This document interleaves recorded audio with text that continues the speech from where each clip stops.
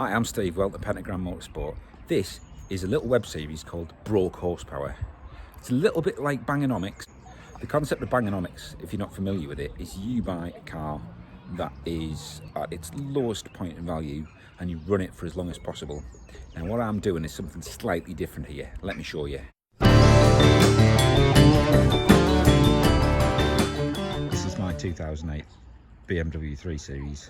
It's a 318i SE spec, and someone's done the classic Barry Boy modification, paint the wheels black. However, this car owes me about £150. This is the fourth BMW I've owned, and none of them I've spent more than, well, I was going to say £1,000 on. The most expensive BMW I've ever bought was E30 318IS, and I paid £850 for that. This car, like I say, fourth BMW I've owned, and they used to advertise them as the ultimate driving machine, and they're all right to drive. They are the rear-wheel drive.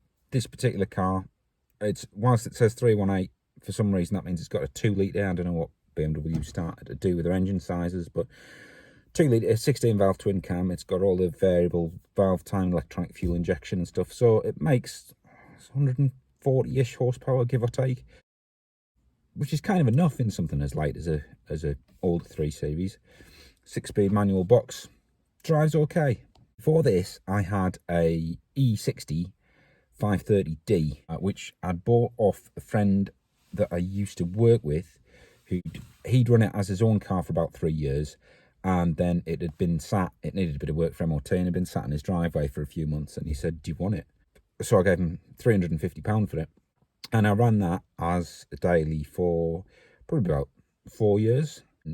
After lockdown, it had been parked for a bit. It was getting a bit long in the tooth. And we've got a Land Rover Discovery. So having a 3-litre 6-cylinder turbocharged diesel and a 2.7 V6 turbocharged diesel got quite expensive to run. So I thought I'll sell this and I'll find something a bit cheaper. I put a MOT on it and advertised it, and had no luck. It was weird. I was getting loads of messages of, would you take an absolute pittance for it? It's like, no, it is a 530.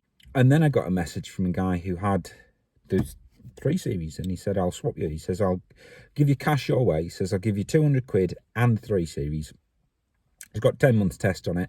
Yeah, I've run this car for like 9 or 10 months. It's coming up due for an MOT now. I'm gonna have to put some tyres on it, but as luck would have it, I've got a set of tyres in the garage.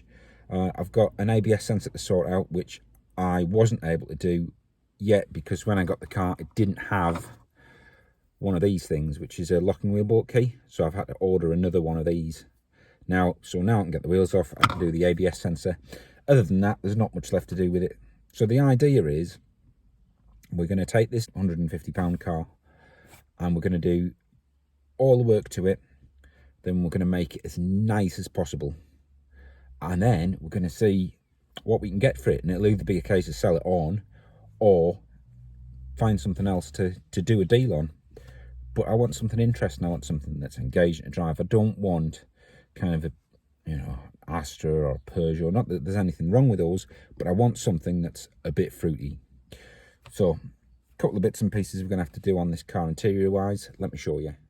You can see on this steering wheel, someone has got what I think is probably gloss, but green paint on the steering wheel. And there's a little bit there, a little bit around there, and then the biggest bits are here. And that looks terrible. Even when the car's really clean, that paint on the leather steering wheel really lets it down. The other thing that kind of lets it down, on the edge of the gear lever, there's this chrome effect, sort of silver finish, and it's beginning to flake off. And not only does it look awful, it actually catches your hand. As you change gear, you can feel it. It's quite rough. So we're going to have to do something about that. Other than that, in terms of MOT stuff, it's like I say, it's got an ABS sensor away. It's this front right hand corner, so we'll have to get that changed. And the washer jets don't work. You get this pathetic little dribble of water comes out the washers. So what we'll do, whilst we're in that corner doing the ABS sensor, we'll strip the washer bottle out of it and clean all the pipe work up and the washer motor for that as well. So hopefully we can kill two birds with one stone now that we've actually got the lock and wheel bolt key. Externally it's in this lovely paintwork, and you'll notice it doesn't have any M badges on, which is good. There is one dent in the rear quarter here. I'm not sure how well you can see that, but I think we're probably just going to leave that as it is. And the wheels that have been painted black, I think we're going to, because we're going to have to do the tyres on them anyway, while the tyres are off, I think we're going to turn them back to silver. It's already started, this one's already started to turn itself back to silver. So thanks for watching this first episode of the Broke Horsepower series, in which we take no money at all and try and get something that is actually quite engaging to drive. I hope you enjoy it. Next time we're going to take this car apart, we're going to take the wheels off it, and we're going to rip into it and see what we can do about the condition. Try and get a full year's MOT on it, really nice valid, and do something about this hideous green paint on the steering wheel. Maybe just paint the rest of it green.